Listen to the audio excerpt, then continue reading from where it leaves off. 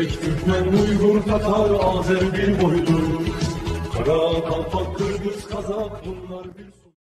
После переизбрания Дональда Трампа на пост президента в отношениях между Азербайджаном и США наблюдается положительная динамика. Двухсторонние отношения, обострившиеся в период администрации Байдена, сегодня возрождаются на основе взаимного доверия и политического диалога. Именно по официальному приглашению Трампа в Вашингтон состоится встреча, которая имеет важное значение для перехода сотрудничества между странами на новый этап.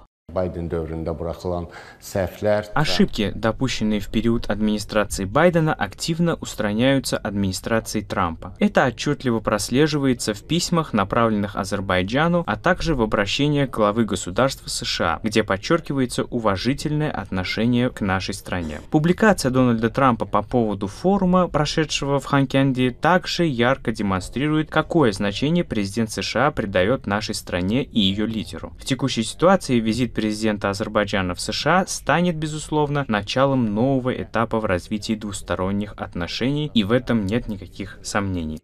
Одна из главных тем встреч в Вашингтоне – продвижение мирного процесса между Азербайджаном и Арменией. Новая геополитическая реальность, сформированная в регионе после Второй Карабахской войны, находит признание и на международной арене. Официальный Баку, как победившая страна, заинтересован в стабильности и сотрудничестве. В этом контексте поддержка со стороны США рассматривается как вклад в обеспечение устойчивого мира и стабильности на Южном Кавказе. Безусловно, встреча с США может стать следующей важной вехой на пути нормализации отношений между Азербайджаном и Арменией. На мой взгляд, говорить о немедленном подписании мирного соглашения пока преждевременно, но между сторонами уже есть согласованный текст документа, и обе стороны, и президент Азербайджана, и премьер-министр Армении, обозначили свои позиции по этому вопросу. Ожидается, что в рамках встречи могут быть сделаны конкретные шаги, включая подписание документа или совместного заявления о предложении или завершении мирного процесса. Визит президента Ильхама Алиева в США является продолжением последовательной дипломатической линии Азербайджана, основанной на принципиальной позиции в глобальных политических процессах. Этот визит также является очередным подтверждением авторитета страны в системе международных отношений и ее признания как надежного партнера. Результаты переговоров в Вашингтоне могут повлиять не только на двухсторонние отношения, но и на перспективы стабильности и сотрудничества в регионе в целом.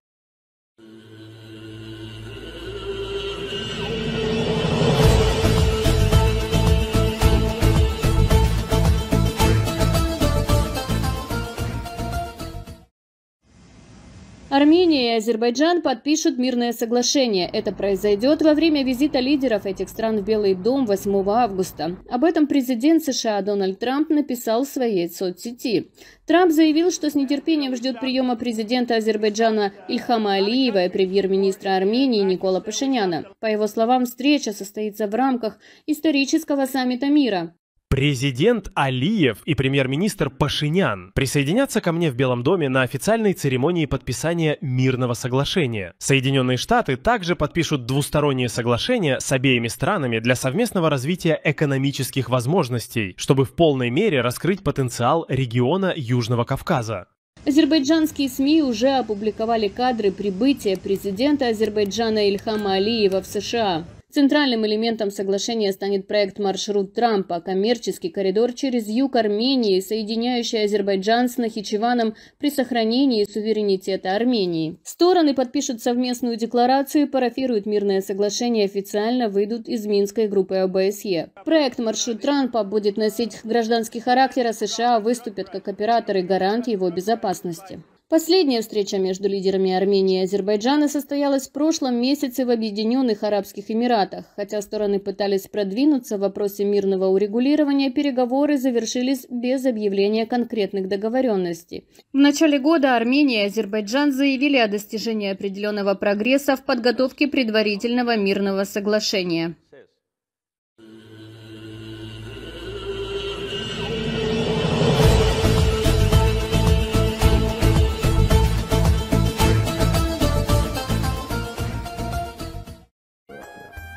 Вы действительно создали сейчас между нами и кыргызскими братьями мост дружбы. Нам надо развивать патриотизм среди молодежи, рассказывать им о том, что у нас общие корни, культура, религия. Мы – братские народы. Еще раз повторяю, нас объединяют общие корни, общая культура, общие традиции и общая религия. Мы хотим объединить тюркский мир с точки зрения истории и языка, привнести свою культуру в мир. Крайне важно для нас не потерять свою историческую и культурную идентичность и связи. У наших народов, к счастью, гораздо больше одинакового и, как видим, единое более весомее. Нам надо объединяться духовно, на мировоззренческом уровне, а не через перекройку границ. Поэтому наша идея единства не несет никакой разрушительной силы. Но нам сегодня обязательно нужно объединяться. География тюркского мира очень огромная.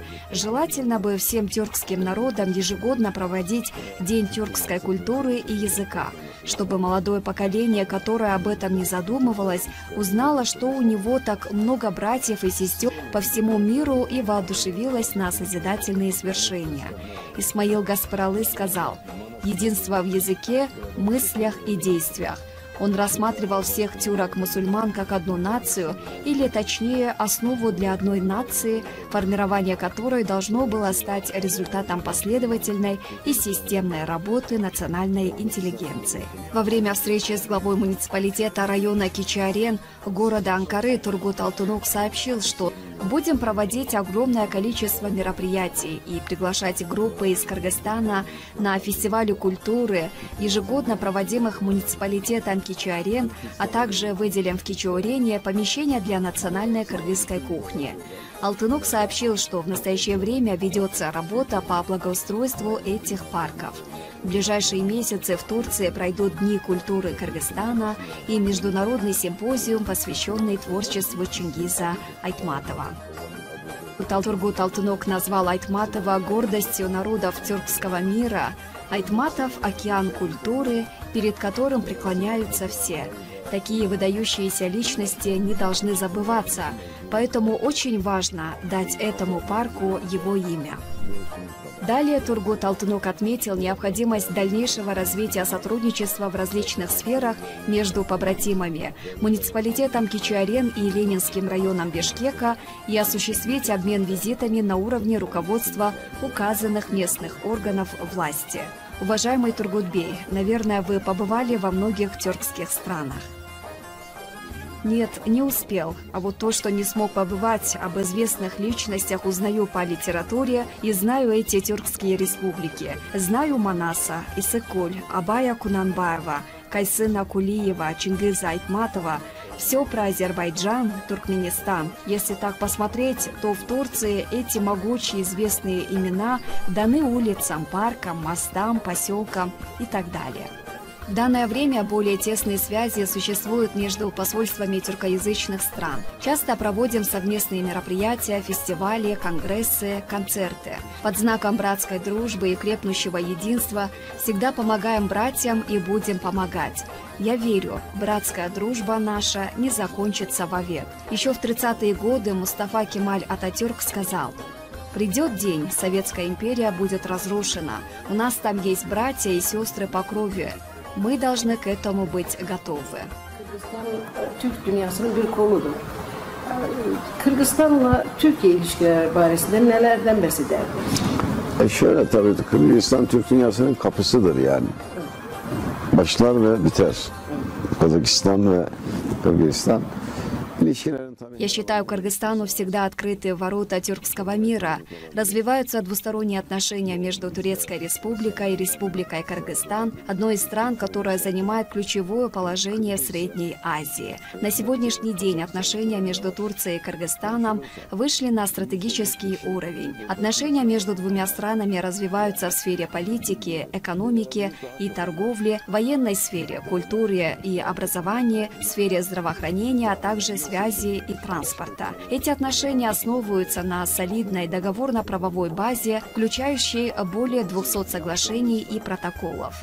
Кроме того, мы, граждане Турции, понимаем разговор и на кыргызском, и на узбекском, и на казахском языках. Наши предки очень хорошо понимали друг друга и разговаривали без проблем. К сожалению, сегодня одним из способов развития и модификации языка является процесс заимствования иноязычных слов. Это явление вполне адекватная с точки зрения исторических фактов и эволюции языка. Многие иностранные слова, заимствованные турецким языком в далеком прошлом, прочно в нем адаптировались и укоренились. В современном кыргызском, казахском, турецком языке наблюдается особенное увеличение притока иностранных слов, в большей степени из русского, европейского и арабского языков, что связано прежде всего с активизировавшимися экономическими, политическими, культурными, общественными связями Турции с европейскими странами.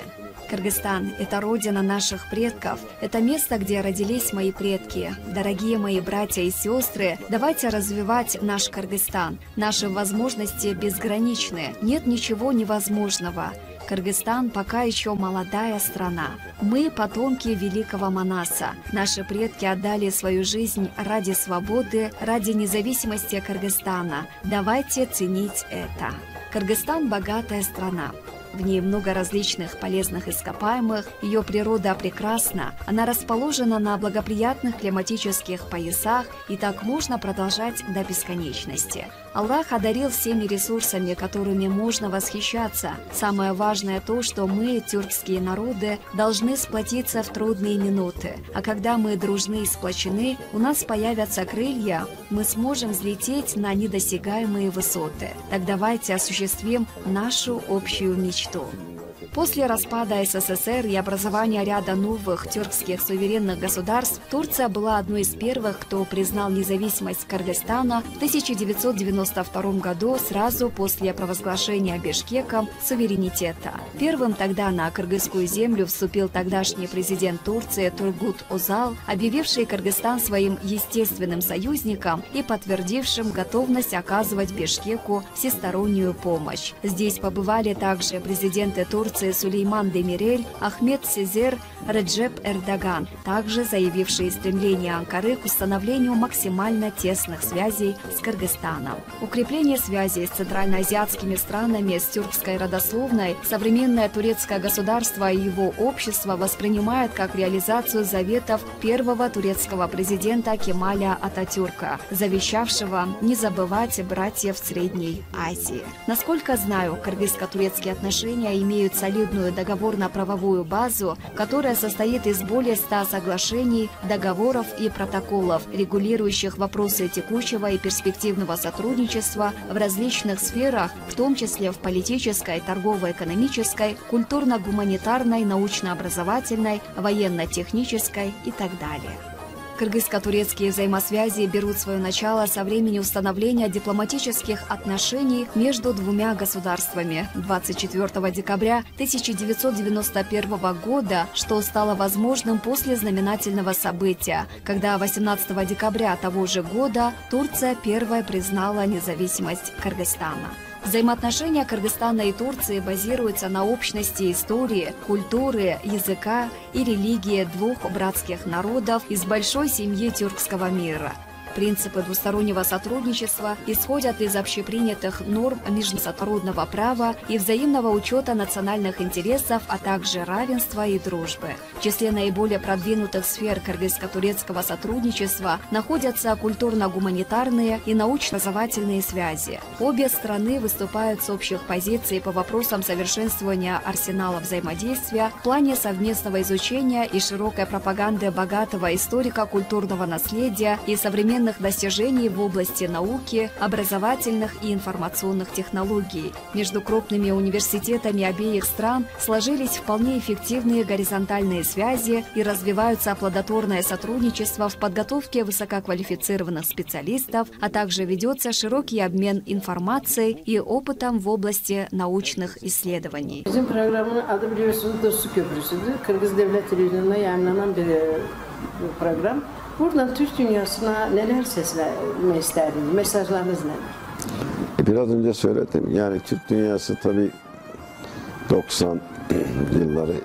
Спасибо вам, что создали условия обратиться моим кыргызским братьям и сестрам. Наши двери в Турции всегда будут открыты для вас. Мы в любое время готовы встретить наших братьев gastepриимно и проводить. Siyaset. Ama şunu söyleyeyim. Yani Türk dünyası İsmail Gaspıran'da söylediği gibi dilde, işte, fikirde birliği mutlaka sağlaması lazım. Bunun altının da doldurulması lazım. İşte birliği. Kırgızistan'a, kardeşlerimize selam olsun. Turan illere selam olsun. Teşekkür ediyorum.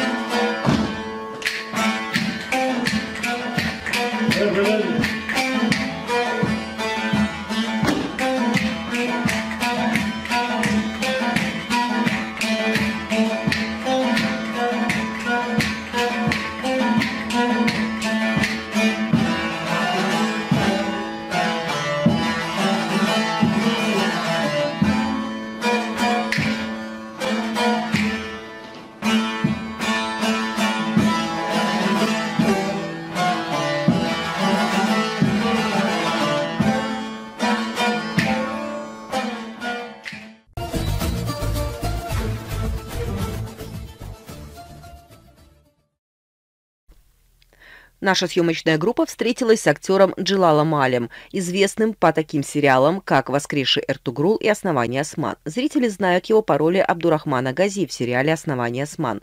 Он рассказал нам, откуда он родом, сколько ему лет, о своем семейном положении, в каких сериалах снимался. Джилал Аль родился в Артвине, Турция. В 1982 году получил актерское образование, начал сниматься в сериале «Куртлара». В «Одиссе. Засада» в 2012 году принимал участие в актерском составе исторического сериала «Воскресший Эртугрул», который транслировался на экранах ТРТ. Актер Джилал Аль сыграл роль Абдурахмана Альпа в сериале «Воскресший Эртугрул» и стал широко известен. В настоящее время он играет роль в сериале «Основание Осман», который транслируется на экранах многих телеканалов. Кто супруга Джилала Аля? Когда он женился? Отметим, президент Турции Реджеп Тайип Эрдоган был одним из гостей на свадьбе Джилала Аля. Актер женился на Назифе Аль 15 апреля 2019 года в Шишли-Бомонти. В браке у них родилась дочь 27 ноября в 2020 году. Ее назвали Хатидже Марие. «Я очень счастлив быть в горах Тенгри, Кыргызстана. Мои предки приехали в Турцию отсюда. Сейчас я на своей родине. В Кыргызстане меня встретили очень тепло. Каждый человек тепло и гостеприимно приветствовал нас. У вас хороший министр культуры. Я видел поддержку и любовь каждого. И не чувствовал, что это не родная земля. Во-первых, тесные связи между братьями и сестрами друг с другом являются доказательством того, что мы принадлежим к одному корню, языку, истории и религии. Мы обязаны хранить нашу великую историю. Это является одним из самых важных способов сохранить нашу историю и отразить наше прошлое в будущем. Надеюсь, благодаря этим проектам мы многое можем достичь». Тем временем при участии общества турок-ахыска в Кыргызстане во главе с Атамшой Дурсуновым ни на минуту не чувствовал себя одиноким. Также хочу поблагодарить общину ахыска через ваш телеканал «Пирамида». До встречи в турецких сериалах на телеканале.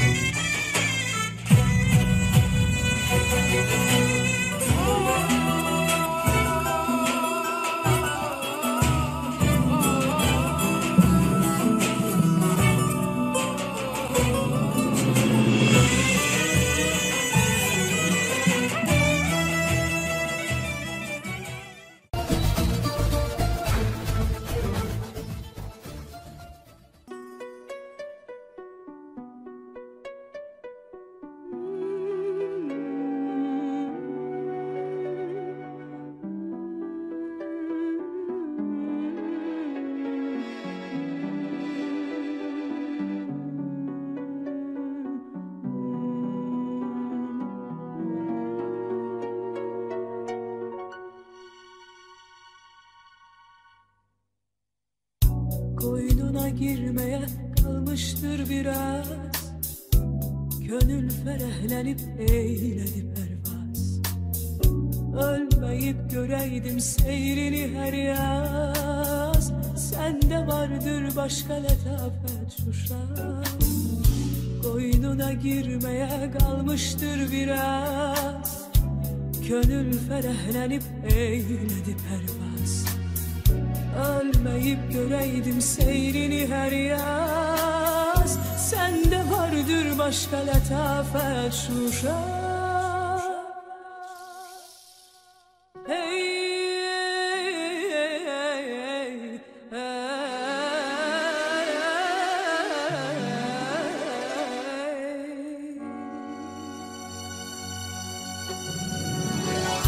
Bir acep gülşendir torbalındaşın. Dumanlı dağlardır hayat yoldaşın. Bir ağrı gördü mü ömründe başın. Ey fitren helg olmuş tebabet Şuşa. Bir acep gülşendir torpağındaşın. Dumanlı dağlardır hayat yoldaşın.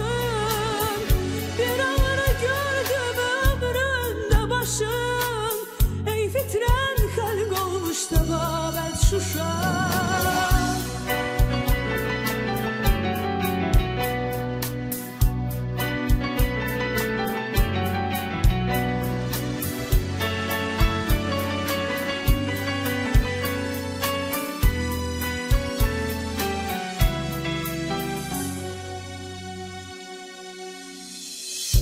Dağlarından kopar havalı yerler.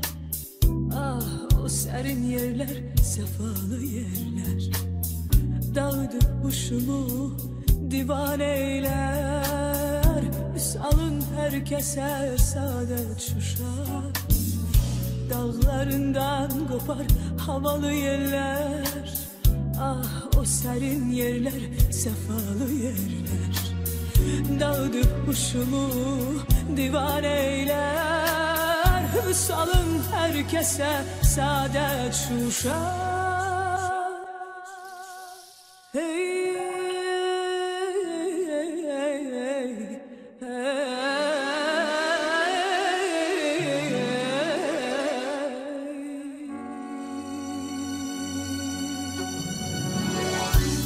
bir acep gülşendir torpağındaşın. Dumanlı dağlardır hayat yoldaşın.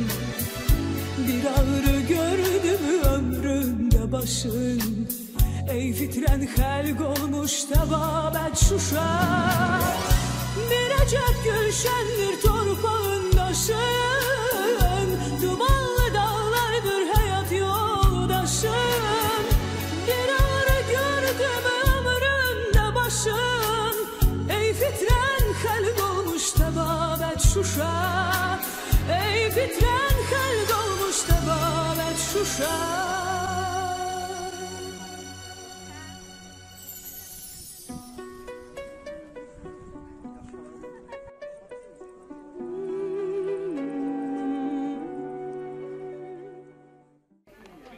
Мы подписали нашим братским странам Кыргызстана контрольное соглашение с удовольствием, чтобы мы уже будем расширить отношения. Раньше два организации, сейчас особая комиссия будет. С нашей стороны, с вашей стороны мы будем обсуждать, как можем развивать предпринимательство в Азербайджане и Кыргызстане. Торгово-экономические отношения. И торгово-экономические отношения, и экспорт, и инвестиции, все вопросы мы будем расширять. Такие отношения с Узбекистаном есть, турецким странами есть. Мы хотели, чтобы более тесно работать с нашими кыргызскими братьями. Теперь уже время начинать. Да. Да, конкретно надо время начинать, делать, сделать инвестиции, экспорт, импорт, участвовать в совместных проектах в Шуше или Кыргызстане. Мы тоже готовы участвовать в проектах в Кыргызстане. Сегодня в процессе проведения бизнес-форума Торгово-промышленная палата Кыргызской Республики и Национальная конфедерация организаций и работодателей Азербайджана подписали соглашение о создании делового совета. Значит, я не ошибусь, если скажу, что торгово-экономические отношения между нашими странами недостаточно развиты, поэтому, чтобы дать новый толчок, новый импульс в развитии этих отношений, мы создали вот этот деловой совет, который, главной целью которого является вот это развитие взаимовыгодного торгового обмена. Hərəkət kimi biz də çox sevinçliyik ki, neçə il həsrətində olduğumuz Şuşada bu günləri yığışa bildik. Bu cür möhtəşəm bir tədbir keçirildi, forum keçirildi və burada Türk dünyasından olan dövlətlərin iştirakı bizi xüsusən də sevindirir və qardaş Qırğızıstanın da nümayəndə heyətinin, hətta cənab səfirin burada iştirakı bizim üçün çox önəmlidir. Я очень рад, что мы подписываем большие проекты вместе с бизнесменами тюркского мира. Особенно отрадно, что здесь находится также наш брат Кыргызстан. Пусть меморандум, подписанный нашими кыргызскими братьями, будет успешен. Для нас важно, что посол Кыргызстана также участвует в форуме в Шуше. Также мы подписали договор об открытии Азербайджанского торгового дома в Кыргызстане. Желаю нашим народам и странам удачи. Я сделаю все, что в моих силах для развития и укрепления двусторонних отношений. Мы реализуем этот проект, который мы начали в ближайшее время. Мы собираем бизнесменов с обеих сторон, которые занимаются вопросами импорта и экспорта. В первую очередь мы будем продвигать и продавать кыргызскую продукцию в Азербайджане. Конечно, в этом вопросе мы опираемся на наше государство. Əlbəttə ki, bizim məqsədimiz ilkin olaraq öz məqsədimiz ilk iş adamlarıdır. Amma təbii ki, burada dövlətlər arasında bizim sizə bildiyiniz kimi əlaqələr var, müqavilələr imzalanır.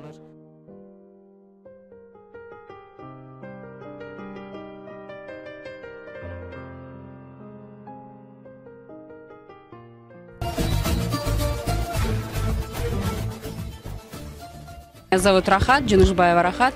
Я являюсь генеральным директором компании Hyundai Elevators Кыргызстан. Мы являемся дистрибьюторами компании Hyundai. Поставщики лифтов, эскалаторов в Кыргызстан. Роль женщины в обществе, да, это испокон веков, и на данное и в настоящее время оно было огромное.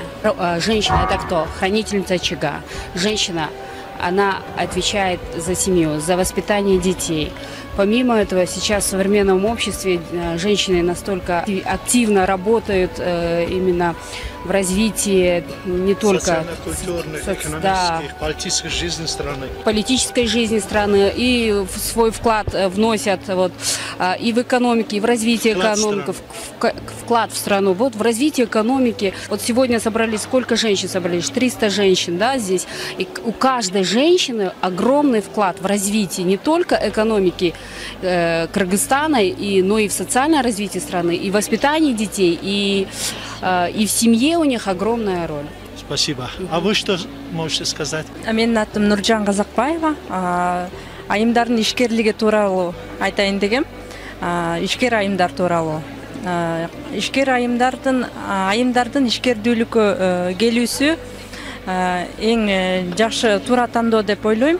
Анткени ишкерлик менен бирге айымдар өзүн өзү өнүктүрсө болот да.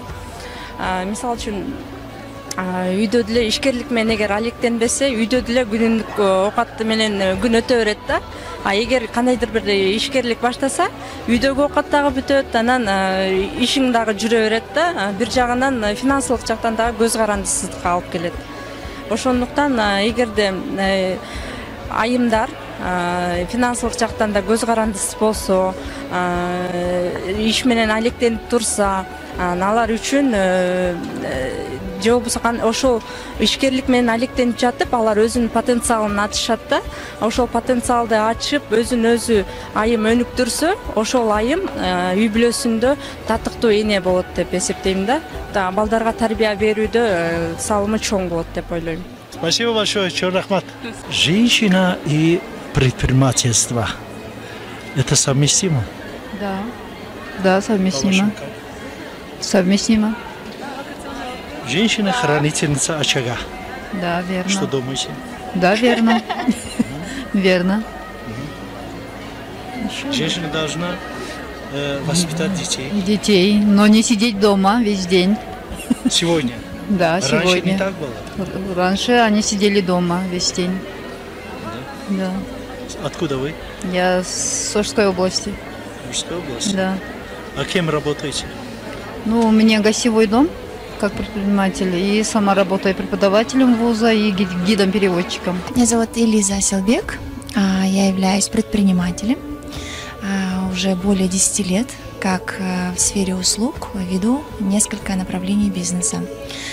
Также я являюсь членом правления Ассоциации женщин-предпринимателей «Курак». Как видите женщину в обществе? Вы знаете, издревле роль женщины у нас, у кыргызов в обществе, она была всегда балансированная. То есть для меня, насколько вот в какой семье я воспитывалась, роль женщины всегда занимала значительную роль. У нас никогда не было такого понятия, как женщина там это второй сорт или женщина это твоя роль ничтожная. Вот таких вот изречений или таких там мыслей даже я не встречала, пока росла, поэтому даже общаясь с бабушкой, вот я долгое время проводила со своей бабушкой с маминой стороны, я помню, как она мне рассказывала, насколько ее роль в семье, потом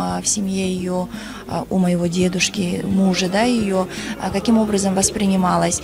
Вы, насколько знаете, у нас, у кыргызов, были женщины-лидеры, были женщины эльбашчи, да, были женщины батыры, героини, которые, когда надо было, вставали, спасали свой народ, выходили и на войны и так далее.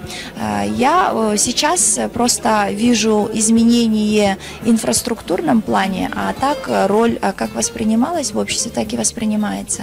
Для меня сейчас роль женщины ничем не изменилась. Мы сейчас видим, насколько женщины имеют возможность выразить свое желание, хотение, и я не вижу никаких проблем в этом отношении. Я думаю, что, как и в семье, роль родителей, она должна быть одинаковая. То есть, какую роль играет воспитание папа, точно в таком же соотношении роль должна играть мама. То же самое я распределяю в гендерном понимании, да, то есть я считаю, что и мужчины, и женщины одинаково играют роль в воспитании общества. Предприниматель и женщина. Как вы смотрите на это? Очень даже положительно. Я более того считаю, что женщина-предприниматель, женщина, если она образована, то ее дети образованы, то и, соответственно, общество тоже. А если женщина-предприниматель, то я это связываю с устойчивостью экономики.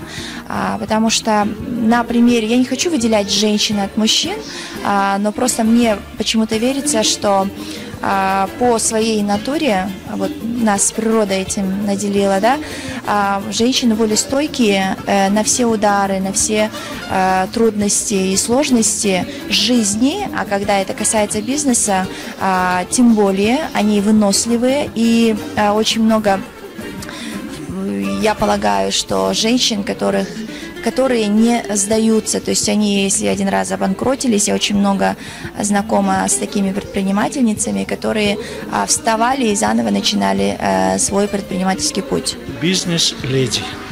Очень даже хорошо, бизнес-леди. Вы знаете, когда женщина имеет голос, когда женщина имеет право лоббировать интересы, когда женщина может менять легко и быстро своими достаточно такими аналитическими, интеллектуальными способностями, данными, то это очень хороший показатель. А бизнес-леди становятся те женщины, которые проходят определенный путь, получают образование, получают опыт предпринимателя и приходят вот к такому уровню, где их можно смело называть бизнес-леди. Да? То есть я считаю, что бизнес-леди это точно так же, как мы с таким почетом и уважением относимся к бизнесменам, точно так же на том же уровне можно будет воспринимать бизнес-леди.